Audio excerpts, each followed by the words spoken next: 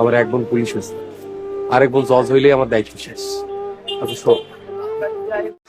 Hello, আসসালামু আলাইকুম বন্ধুরা। আজকে আপনাদের নিকট নিয়ে আসলাম আরেকটি নতুন ভিডিও। আজকের নাটকের নাম হচ্ছে পাগলা মাসুম। পাগলা মাসুম নাটকের আজকের পর্বটি হচ্ছে শেষ পর্ব। শেষ পর্বের প্রথমেই দেখা যায় পাগলা মাসুম এবং তার সহকর্মীরা একটা ঝিলের ধারে বসে কথা বলছে। এমন সময় দেখা যায় পাগলা মাসুমের এক সহকর্মী এসে পাগলা মাসুমকে বলে, ভাই আনিস রে লইয়া আইছি।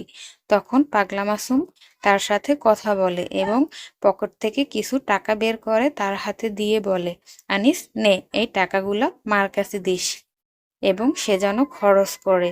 তখন তার এক সহকর্মীকে বলতে শোনা যায়, ভাই আর ভালো লাগে না, তুমি হইলে এই শহরের লিডার অথচ তুমি রিক্সা চালাও, এটা কেমন কথা? তখন পাগলা মাসুম বলে, আমার মা হারাম টাকা পছন্দ করে না এবং সে টাকা কখনো খাবেও না, ভক্ষণও করবে না, তাই আমি কষ্ট করে রিক্সা চালিয়ে টাকা উপার্জন করি। এরপর দেখা যায় পাগলা মাসুমের মা এবং এক বোন কথোপকথন করছে। এমন সময় পাগলা মাসুমের পুলিশ কর্মকর্তা বোনও এসে পৌঁছেছে এবং তাদের সেখানে আনিসও সেই মুহূর্তে উপস্থিত হয় এবং আনিস এসে বলে, লন কাকিমা, এই টাকা কয়টা লন, পাগলা মাসুম আমাকে দিয়ে বলছে এই টাকা কটা মাকে দিস। তখন পাগলা মাসুমের বোন বলে, মা আমার মনে হয় পুলিশের চাকরি করা হইবে না, আমি চাকরি ছাইড়ে দিমু। তখন সবাই জানতে চায়, কেন চাকরি ছাড়বা কেন?